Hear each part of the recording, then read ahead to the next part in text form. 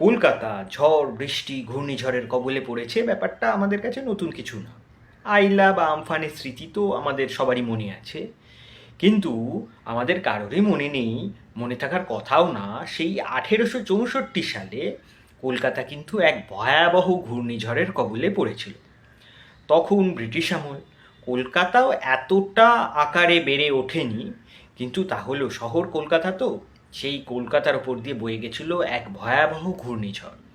সেই ঘূর্ণিঝড়ে মূলত ক্ষতিগ্রস্ত হয়েছিল শহর কলকাতা এবং পূর্ব মেদিনীপুর।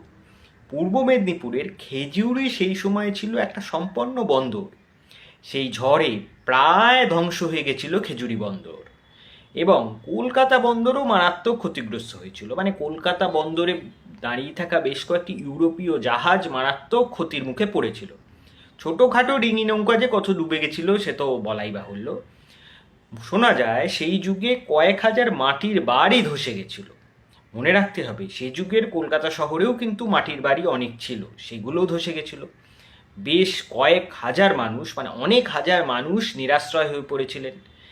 তারপরে অবশ্য সেই যুগে যারা ধনী সম্প্রদায় তারা বেশ কিছুটা ত্রাণ দিয়েছিলেন।